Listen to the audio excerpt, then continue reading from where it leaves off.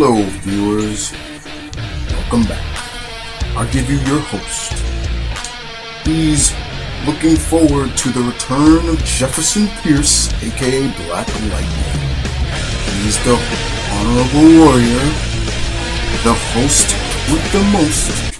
Ladies and gentlemen, I give you the Mount Vernon Kid.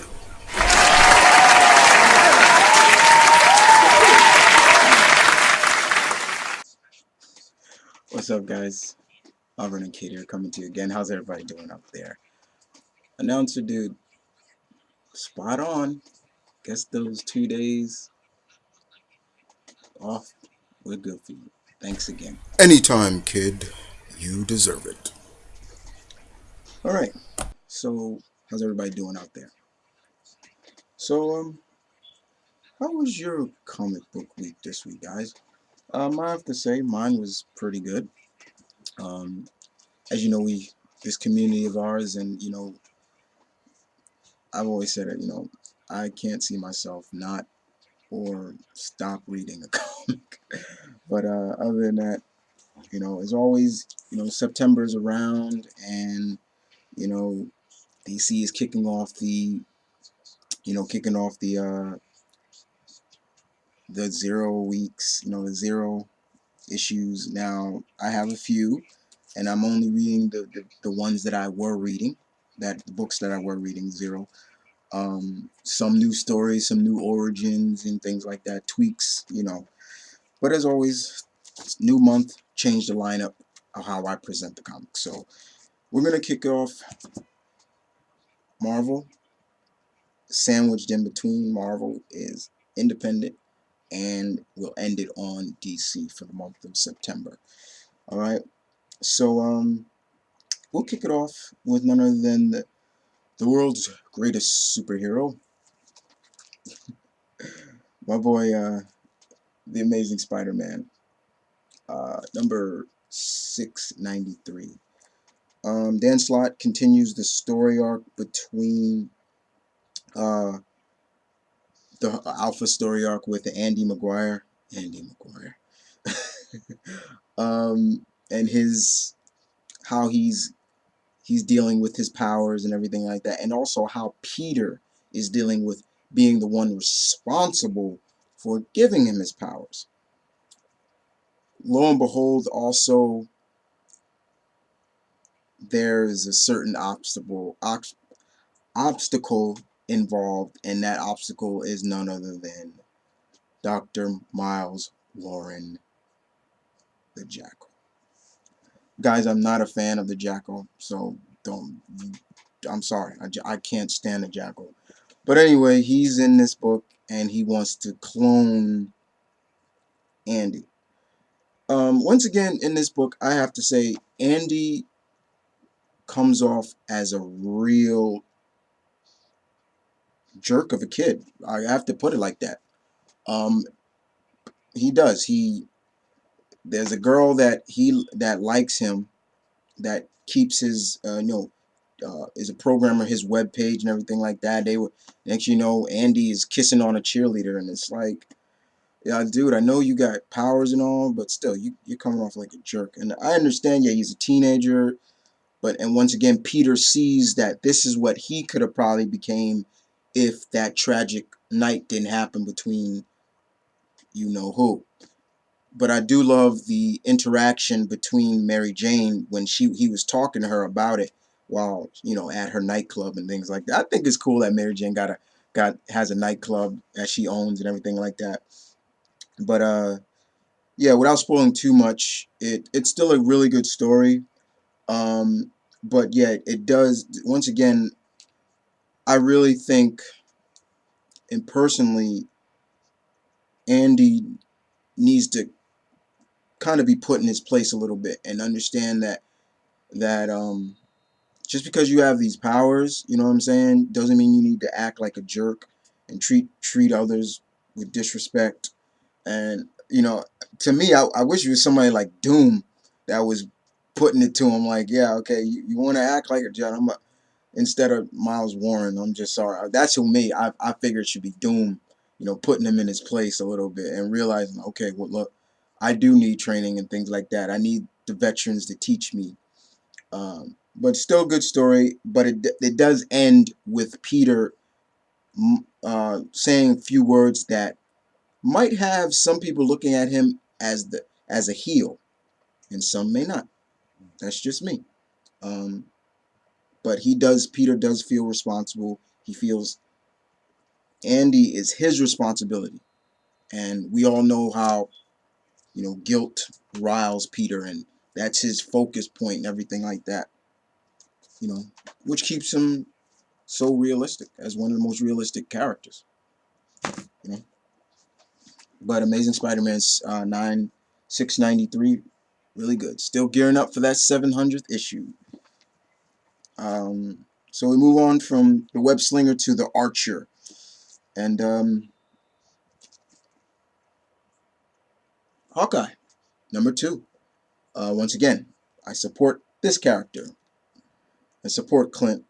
I can really care less too much about the writer, but I have to admit,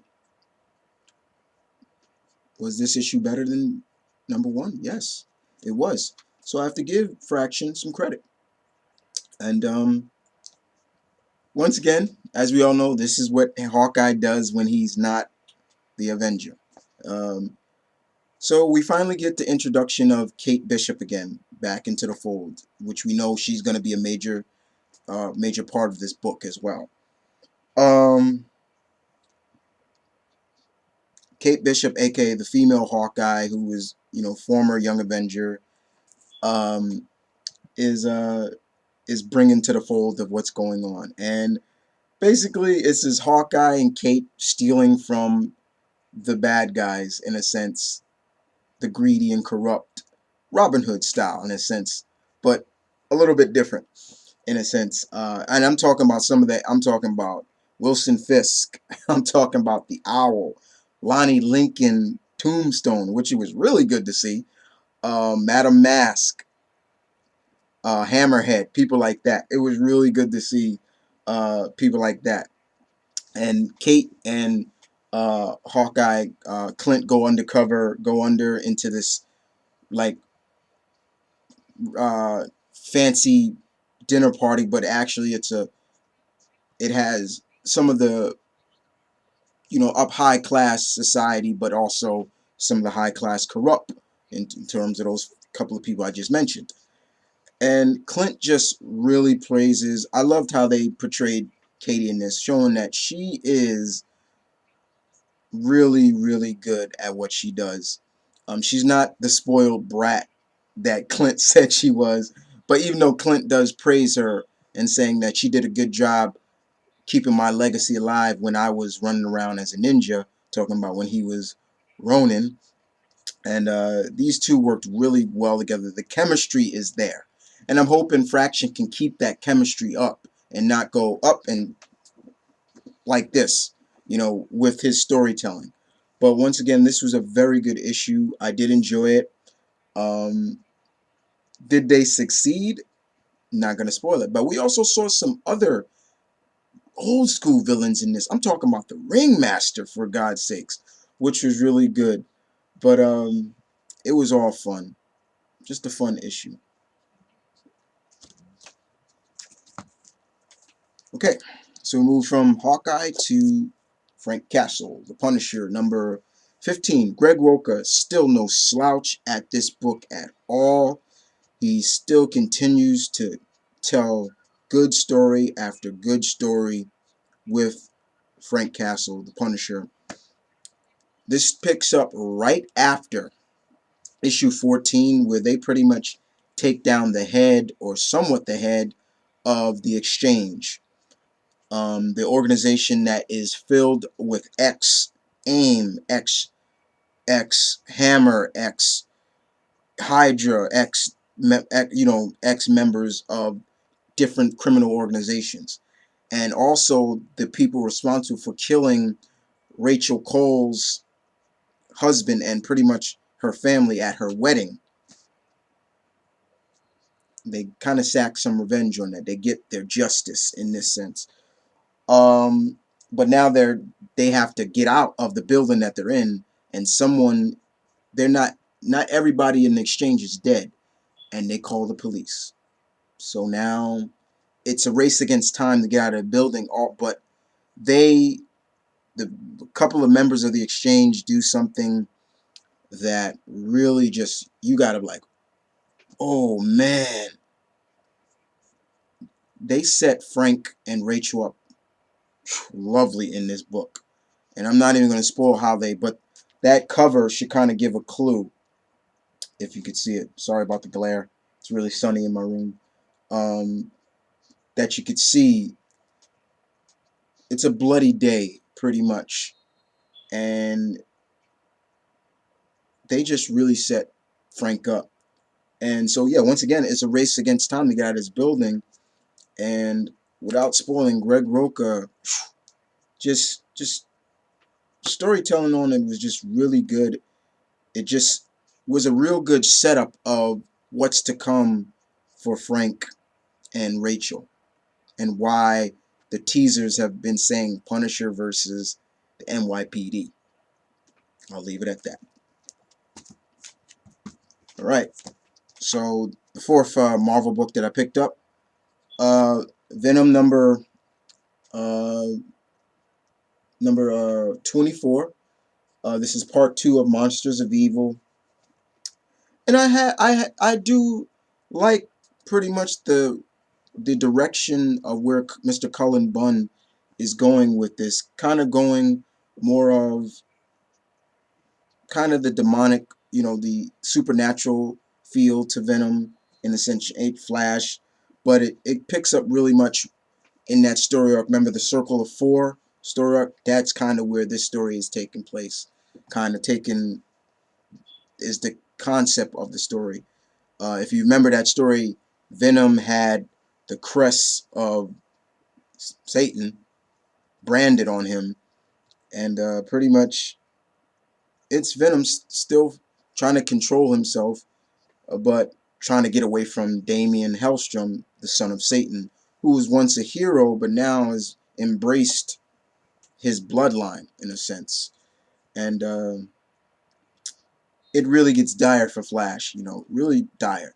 You feel for Flash in this, he wants to know what's going on, how do I stop this, everything like that. He even goes to a so-called priest or, exorcist to try to think he could exorcise this, but he knows the source is Hellstrom.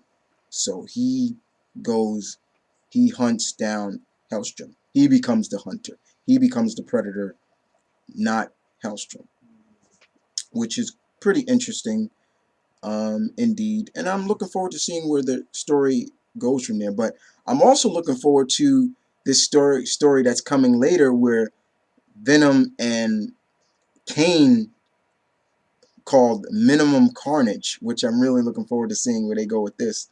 But I'm looking forward to that. But so far, so good. Not that bad. Not bad at all. I have to admit it. Not bad.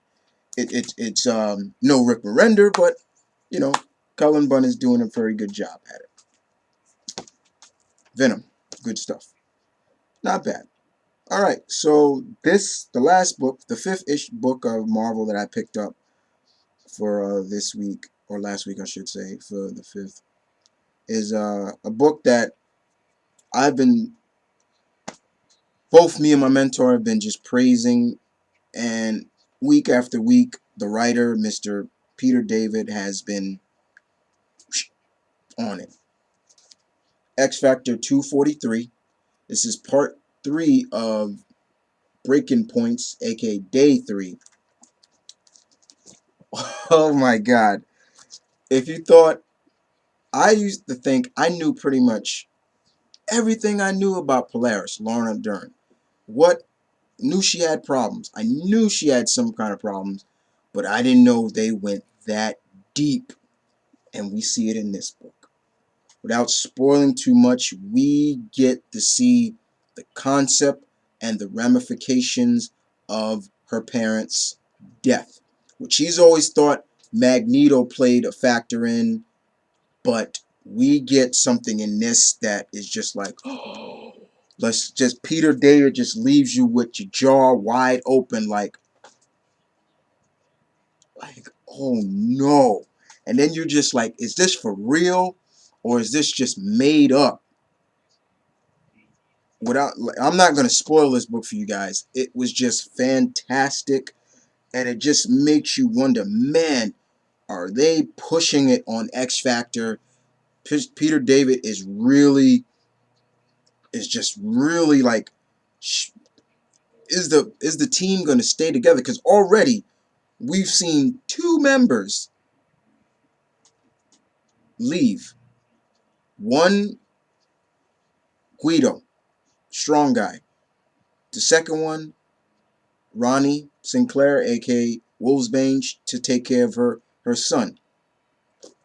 But oh my God, I don't want to spoil this book at all. If you do read X Factor, pick this up. Tell me what you enjoyed about this. Were you like me, like, or were you just like, okay, But oh my God, this was really good. This was good. Peter David, you get double salute. How about that? Good stuff. All right. So we move on to independent, and I think I'll start with the book that I got for free. Actually, yeah, I got this for free. People, kind of cool. And I was reading, stories about it, and that this book was coming and everything like that, and I was like, looks interesting. But Dynamite, Peter Cannon, Thunderbolt. I like that cover. Pretty cool. As you can see, if you could see it. Like I said, sorry about the glare. Very sunny in my room. This was really good. I must admit, it was really good. And to the point where now I'm interested and I might add this to my pull list. The writers actually, sorry, I'm trying to remember the writers. The writers are Stephen Darnell, Darnell, yeah, and Alex Ross. The artwork is done by Jonathan Lu, and his artwork is really good. And basically, the story of this book is that Peter Cannon is more than what he seems to be. There's a secret he's holding that the world doesn't know. He's a big-time celebrity. Everybody knows him. He's a superhero that came out of the nowhere to battle this dragon. There was a dragon. It goes on to tell the story of this dragon that came out of nowhere, really, and started wreaking havoc whenever, it started when China got into the missile, what was it again? Dang, I'm sorry, guys. I'm sorry. Um, it started when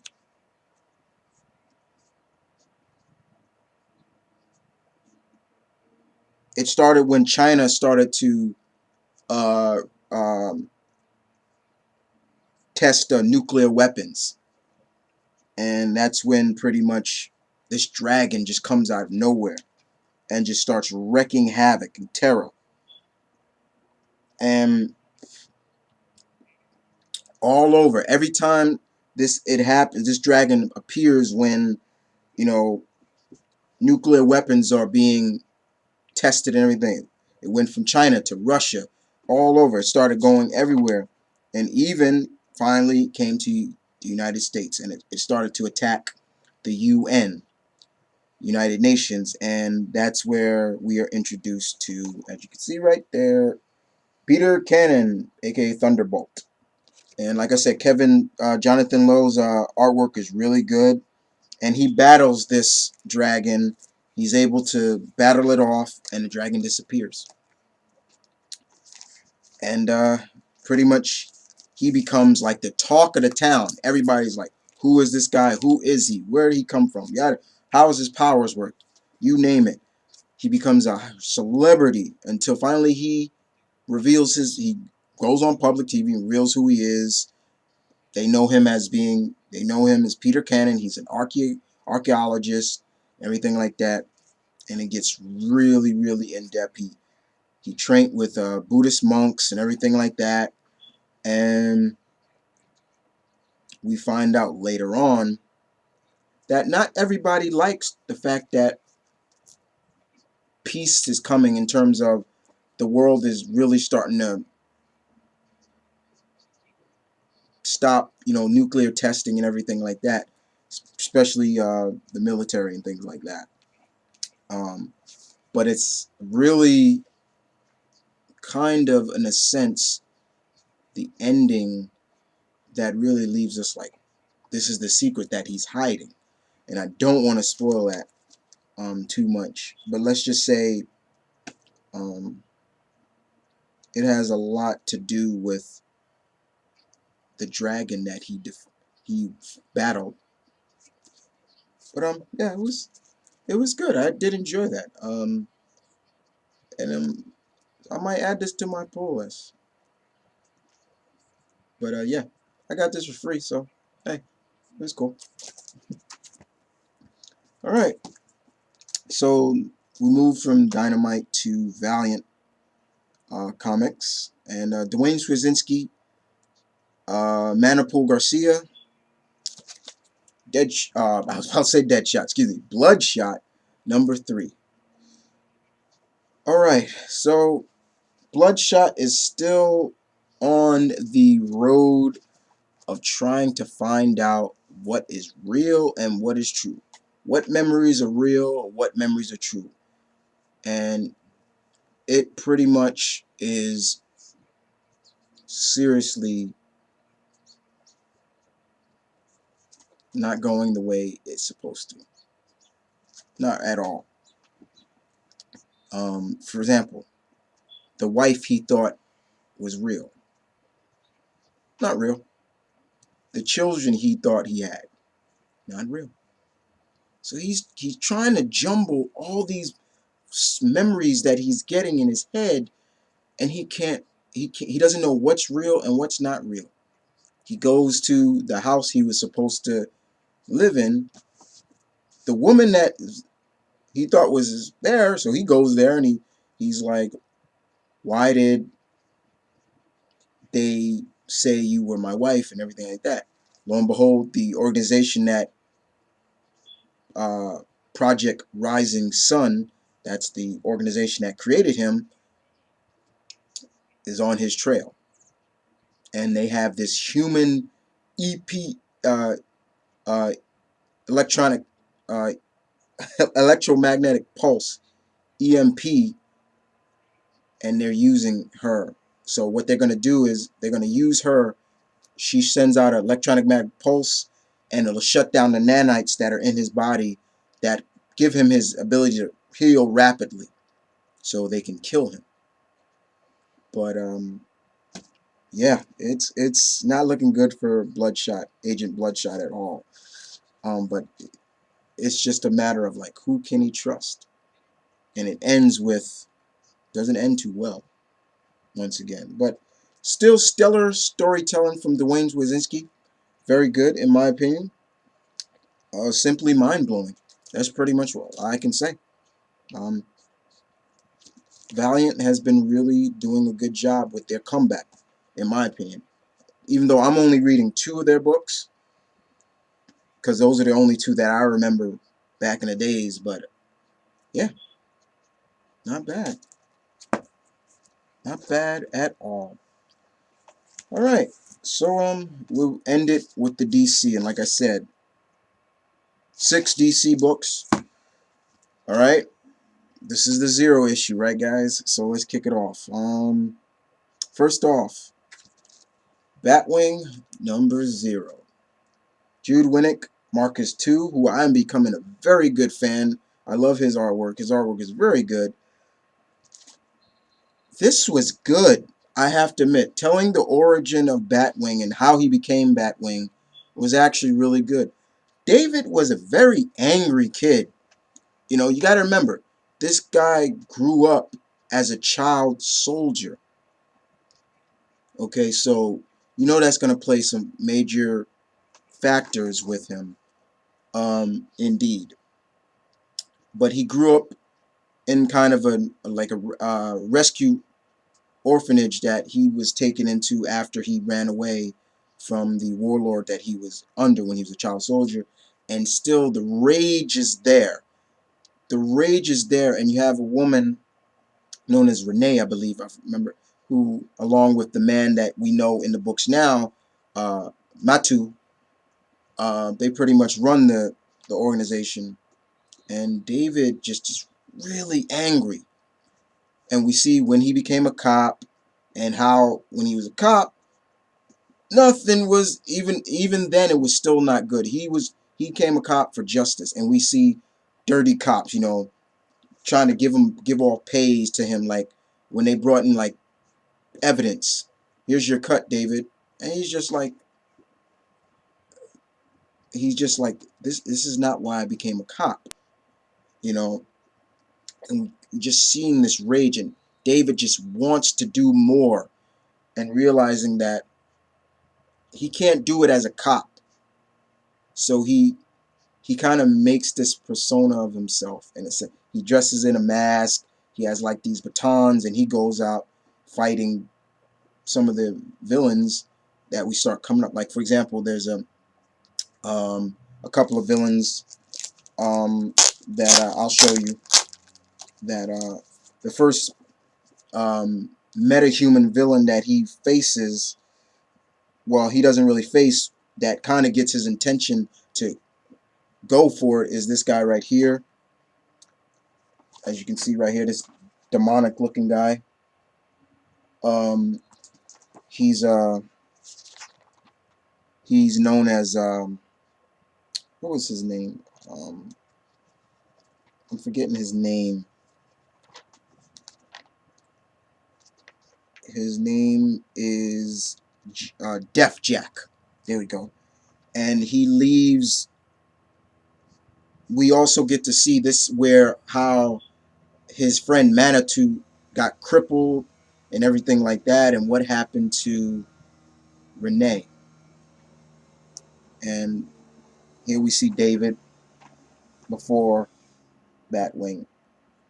Like I said, I'm going to show you guys some of the stuff, especially if you're not reading it.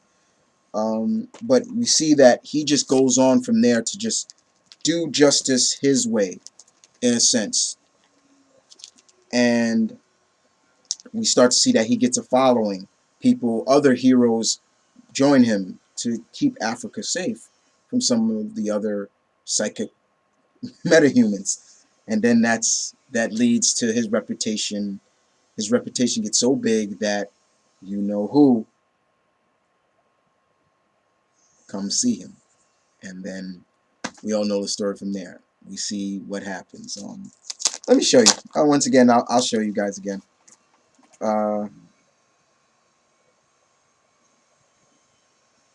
Here's David talking to Batman in the Batcave. And David is like, look, I can't do this with grapples and, you know, things like that. I need something more. And Batman says, okay, will this suffice? So yeah. But yeah, this was really good. I must admit. It was really good to see Batwing's origin of how he became Batwing told. And I thought Jude Wittick did a good job at telling it. Very impressed. For 1-0 issue, I was really impressed. Okay, so we move on from Batwing to Detective Comics #0. It says Greg Hurlix and Tony Daniels on the cover, but if I'm not mistaken, inside it says, who wrote this? it says, let me see if I remember who. I think yeah, he did write it. I'm not. I gotta make sure. Um, yeah, I think it was them. I know there's one cover that is one story, but anyway, now we all know Batman's story has been told out of the woodworks, right? We all know that. We all know his story has been told, but they kind of tweak it a little bit in this story. We find out that there were a couple of things that were developing in this story. For example, one in particular, Bruce being trained in the Himalayas for all those years, embracing the darkness, pretty much kind of abandoning almost love in a sense. You know, a lot of things like that. There were a lot of developments in this that were really good. It really told a good story. Another thing that was really interesting, the Wayne, name was almost in risk of being like, and we see that Bruce was gone for years, and when he finally returns, there's a really good embracement. But there was a lesson, the final lesson. That was the name of the story, the final lesson in the story. But yeah, but besides, Bruce's origin being told out of woodwork, I must admit this was good once again. Not bad at all. Not bad. Good some developments that were really cool to me, but not bad. Okay, so next up we have Earth 2, issue 0. So you see Batman, you see Wonder Woman, and you see Superman, and you're probably wondering, who's that red guy in the corner over there? Well, I'll tell you. That's Terry Sloan, aka the Golden Age Mr. Terrific. But Earth 2, this issue takes place, what was it, 6 years before, the tragedy that happened in the first issue of Earth 2 and everything like that. At some point, Terry Sloan was working with the trio, and in a sense, all hell breaks loose. And in terms of all hell breaking loose, I'm talking about in the form of Terry Sloan. In a sense, he betrays them, and he causes something that was just like, what?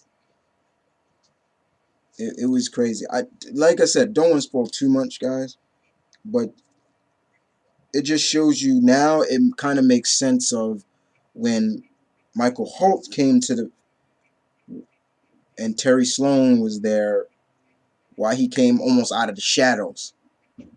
What, it was just like, now I'm starting to see why he's not like a shadow man now, why he stays in the shadows. He doesn't want people to see him now.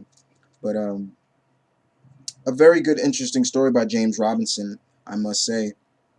So yeah, another issue that was really good, in my opinion. That's just me. This is just my opinion, guys. Okay, so we move on from Earth 2 to Green Arrow, issue 0. Yeah, now this is the book that I was talking about. Now it says Annie Nocenti and Freddie Williams II. Actually, Annie and Miss Nocenti didn't write this issue. This is the one I was talking about. Who wrote this? This new origin for Ollie. Jude Wittick actually wrote this. They really tweaked a lot of Ali's origin in this, really much. There were still some things that were stayed true to what his origin has always been, but some have been changed. For example,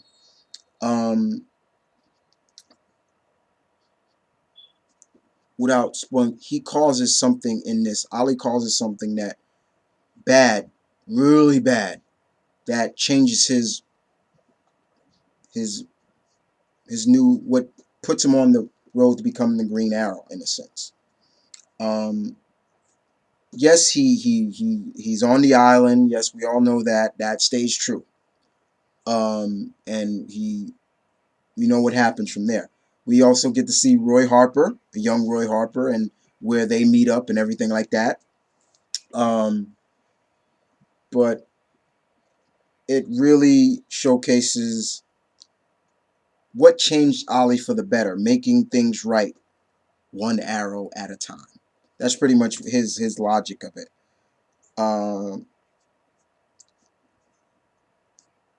It was a really impactful story, in my opinion.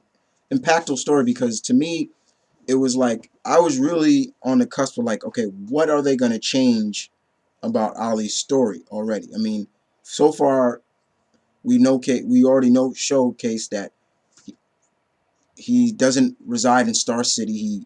His base of operations is Seattle, Washington, things like that. So I was really like, okay, on the cuff, like, okay, what are they going to change? And we get to see a lot of stuff that Ali is at first this brash, arrogant, zealous, and the adjectives can keep going, young man, and then something tragic happens to him that he caused, that he is responsible for, that changes his whole focus on life and everything like that.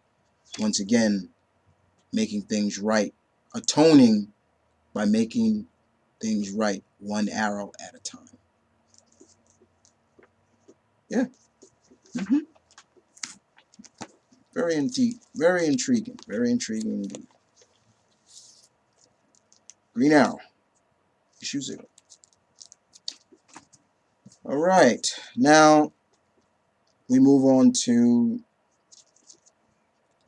Green Lantern 0. Jeff Johns, Howard Mankey, Doug Mankey. I said Howard Mankey. Doug Mankey. This is the origin of Boz, you know, the new Green Lantern.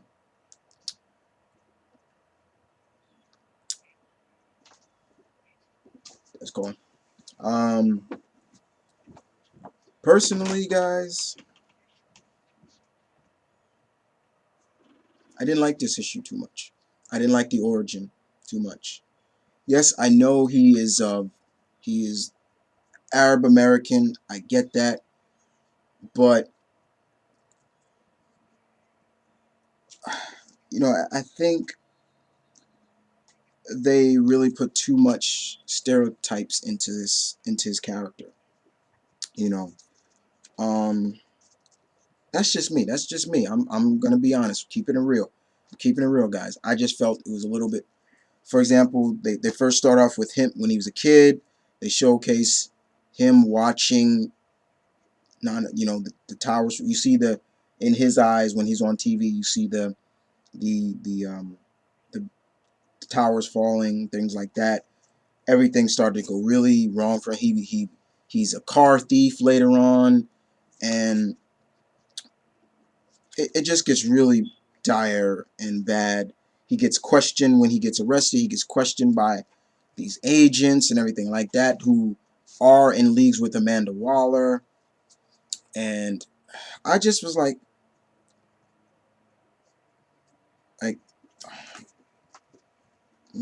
okay. I mean, I don't like it. I don't like it. I didn't like the fact that they made him out like he's, I understand where Johns was trying to go with this, but to me, it didn't deliver on my opinion. It did not deliver. Now, if you enjoyed it, that you can enjoy it. But for me, it didn't. I felt that Boz's story arc was really too stereotyped, in my opinion. When the ring comes to him, we're seeing like Simon Boz error. And I love what I do like is where when he actually responds to the ring, Simon Boz error, and he says, "What? You have the ability to overcome fear. You have, the whole, and that's how he literally escapes custody. Why he becomes the most wanted man in a sense. And then we get more into, they tell Amanda Waller, like, look, a Green Lantern ring helped him escape. Should we contact the Justice League? Then we see Batman and Cyborg talking about, Cyborg saying, I just intercepted a call from the Pentagon and everything like that. Have you talked to Green Lantern ever since he left the team? Because, yeah, Green Lantern has quit the team. He quit, and Hal has quit the team. And has anybody gone looking for him? And, yeah, it's crazy. That part actually intrigued me. And then it was the epilogue that really intrigued me even more, which I'm not going to spoil. But overall, Boz's origin, I wasn't too impressed at.